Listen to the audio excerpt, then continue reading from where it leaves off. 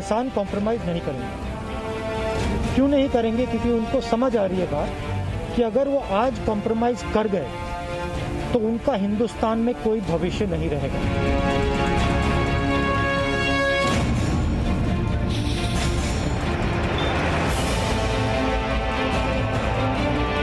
और मैं किसानों से कह रहा हूं, अगर आप आज नहीं खड़े हुए तो फिर आप कभी नहीं खड़े हो पाओगे।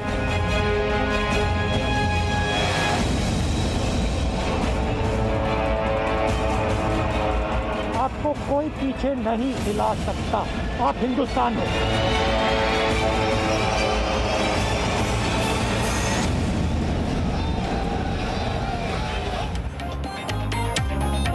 सद ये है जो हम लगातार कह रहे हैं कि किसानों को भड़काना है, अपनी सियासत चमकाना है। एक तरफ जहां सरकार ड्राफ्ट के माध्यम से किसानों की सारी मांगे मानने को तैयार हो गई और उसने ड्राफ्ट भेज भी दिया, वहीं राहुल गांधी राष्ट्रपति भवन से बाहर निकले, राष्ट्रपति से मुलाकात करके और ये कहा उन्होंने कि किसान पीछे नहीं हटेगा, ये आंदोलन तो लंबा चलेगा।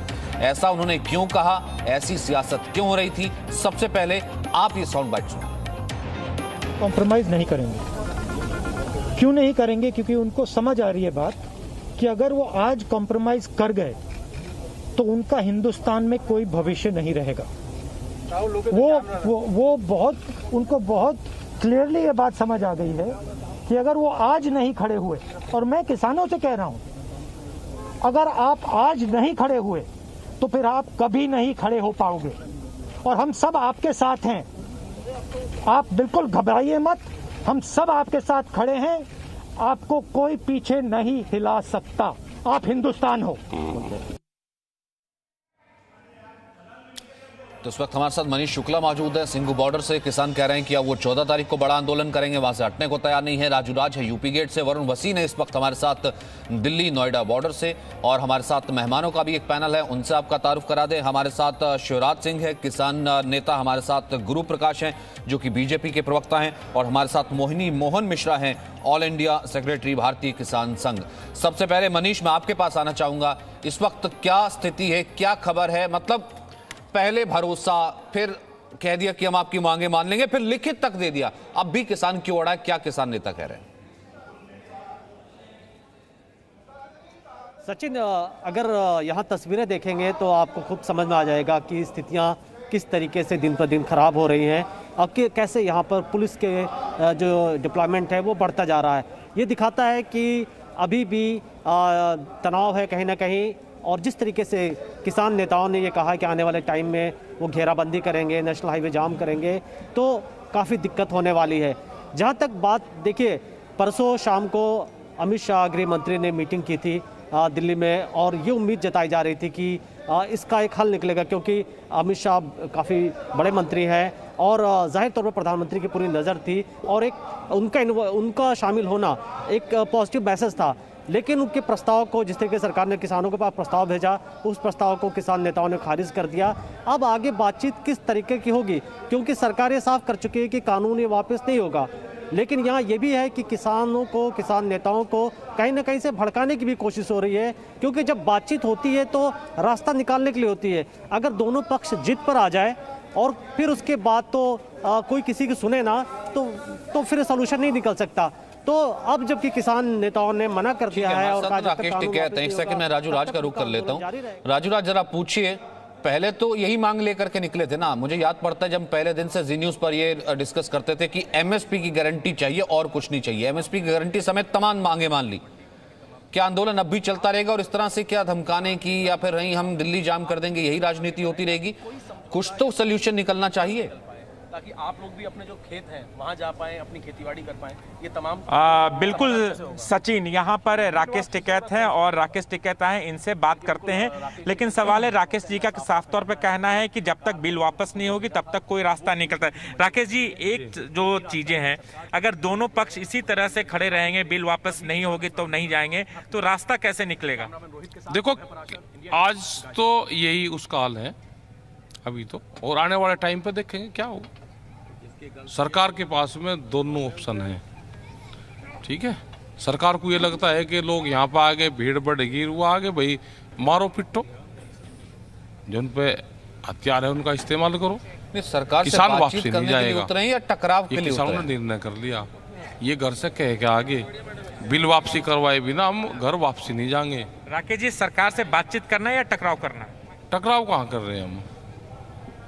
हमने तो रास्ता बताया कि किसानों के ये पूर्ण रूप से है कि हमको मारो पिटो गोली चलाओ वो चलाओ, हम वापसी नहीं जाएंगे। राकेश जी, पहले एमएसपी को लेकर ये बातें थी, सरकार लिखित रूप से दे दे तो बात मान ली जाएगी। अब सरकार ने प्रस्ताव में बोला है कि एमएसपी को लिखित रूप में देंगे। लिखित की कभी नहीं बात आई, एमएसपी पे कानून बनाने की बात हम कह रहे हैं, लिखित में नहीं। लिखित तो है ही। क्या कानून होगा? कानून ये होगा कि एमएसपी से नीचे कोई भी बायर आएगा वो खरीद नहीं करेगा। उसके लिए कानून बना दो कि एक ये पैरामीटर है, एक ये यहाँ से नीचे आप जा नहीं कौन सा एमएसपी मिल रही है? अगर बात ही नहीं मानेंगे सरकार की, अगर बात ही नहीं मानेंगे सरकार की, अब कौन सा एमएसपी मिल रही है? तो बहुत से तो अब तो स्थिति खराब ही है ना किसानों की। फिर इसमें किसानों का क्या भला, इस अड़ने से किसानों का क्या भला? अगर सरकार की बात नहीं मानेंगे तो एमएसपी कैसे मिलेगी? और अभी क्या मिल रहा है? सरकार की तो बात मान रहे हम, हमें लिखित में उसमें कानून बना के गारंटी दे दे हमें एमएसपी पे। जो प्रस्ताव सरकार ने दिया है कि उसमें कुछ नहीं है, उसमें कुछ नहीं। सरकार के प्रस्ताव को आपने पढ़ा तो क्या आपको लगा कि जो आपकी मांगे थी या जो सरकार का बिल है, बिल वापसी की कोई बात नहीं उसमें, एमएसपी पे कानून बनाने की कोई बात उसमें नहीं है।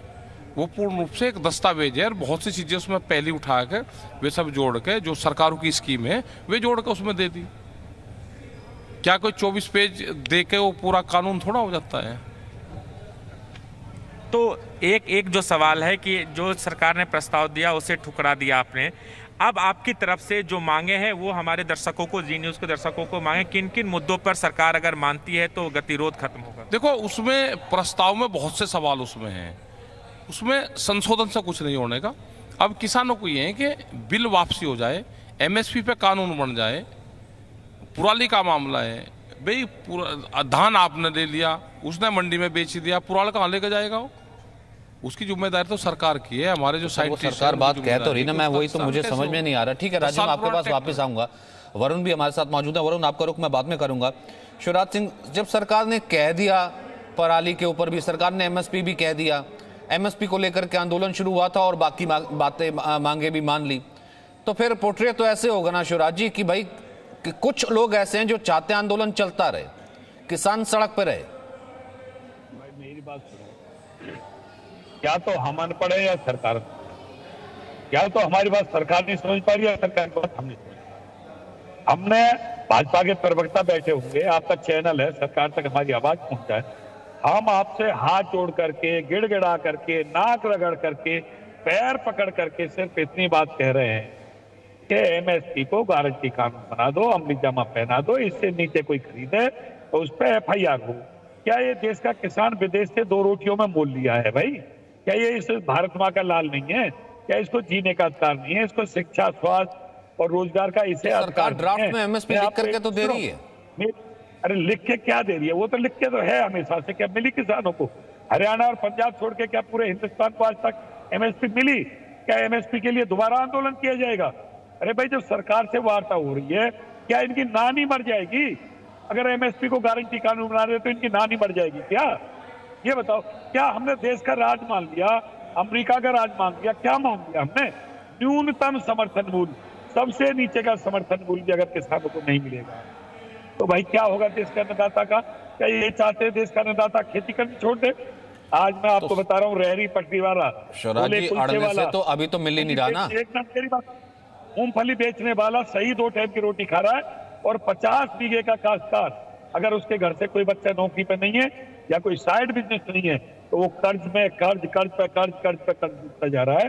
इसलिए मैं भारतीय किसान लोक शक्ति का राष्ट्रीय अध्यक्ष होने के नाते इस केंद्र सरकार से हाथ जोड़ करके, गिड़गिड़ा करके, नाक रगड़ करके, पैर छू करके अपील करता हूं कि इस एमएसपी को सारे आंदोलन के बिंदु एक तरफ और एमएसपी 80 नंबर का बिंदु है और सारे बिंदु 20 नंबर के। ये जो 80 नंबर का पॉइंट है, एमएसपी को गारंटी कानून बना दो, इससे नीचे कोई ना खरीदे, उससे ऊपर जो जिसको जितना खरीदना हो खरीदे, क्योंकि ये हमारा न्यूनतम मूल्य है। ये एमएसपी है, एमआरपी नहीं है, मैक्सिमम नहीं है। मैं ये कह रहा हूँ न्यूनतम मूल्य तो अब भी है ना मोहिनी मोहन मिश्रा जी, न्यूनतम मूल्य तो अब भी है और न्यूनतम मूल्य से 70 साल से किसान को कुछ नहीं मिला। वो 1 रुपए किलो भिंडी बेचता है तो 70 रुपए किलो मिलती नहीं। मुझे एक बात बताइए ना सर, इस अड़ने से अब किसान को क्या मिल जाएगा? जो कह रहे हैं कानून ही वापस ले लो, जिसको कुछ मिल ही नहीं रहा और वो कह रहा है कि कानून भी वापस ले लो, जिस कानून से कम एमएसपी लिख करके सरकार दे रही है, कह रही है कि आगे टैक्स भी लगा देंगे, प्राइवेट मंडी भी नहीं होगी और तमाम चीजें कह रही है, उससे तो किसान फिर अपने आप को पीछे धकेल रहा है ना। मोहिनी मोहन मिश्रा, एक सेकंड सर, मैं कमेंट ले लूं मोहिनी मोहन से। हाँ जी, ये जो विषय चल रहा है, ये आंदोलन तो शुरू हुआ था थोड़े किसान के, पंजाब हरियाणा के। अभी ये जब देश भर के किसान के पास पहुंचा, वो देश भर के किसान इसका स्वागत किया, क्योंकि ये छुटकारा चाहता है किसान। मंडी के अंदर जो शोषण हो रहा है, ये एमएसपी के नाम पर कौन सा मंडी दे रहा है? अभी ये प्रवक्ता बोल रहे थे कि पंजाब हरियाणा में मंडी में एमएसपी मिल रहा है। कौन सा मंडी दे रहा है पंजाब हरियाणा में एमएसपी? कितने प्रकार का टैक्स कट रहा है? कितने पैसा के बोरी में 500, 700, 1000 रुपया काट लेते हैं अलग अलग टैक्स के नाम पर। तो हम तो चाहते हैं एमएसपी के नीचे खरीदारी ना हो, ये कि गारंटी हो भी हो, उसमें मंडी के अंदर और मंडी के बाहर। ये प्रवक्ता को मैं पूछ रहा हूँ, इतना तो स्वीकार कर ले, हम भी किसान के क्षेत्र में देश भर में काम कर रहे हैं, हम सिर्फ पंजाब हरियाणा में नहीं है, पूरे देश भर में काम कर रहे हैं। इतना बोल दे मंडी के अंदर और मंडी के बाहर एमएसपी के नीचे खरीदारी ना हो, हम उसके साथ है। और दूसरी विषय, टैक्स ना लगे किसान को, कोई बेचने वाला टैक्स नहीं देता है। ये जो करोड़ों रुपया लूट हो रहा है मंडी के अंदर, इसमें हम छुटकारा चाहते हैं, इसलिए किसान को मुक्ति मिले इन लोगों से। ये जो बार ये अभी आप इसका बाइट सुना रहे थे राहुल गांधी जी का, सही में वो बोल रहे हैं, किसान तो खड़ा है आज भी, आरती के सामने कटोरा लेके खड़े हैं, कांग्रेस के सामने और किसी पार्टी के सामने कटोरा लेके खड़े हैं, और आगे भी वही होगा। इनसे छुटकारा चाहिए, ये आरती से लेकर मिडिलमैन से लेकर, और ये क्योंकि थोड़े किसान है।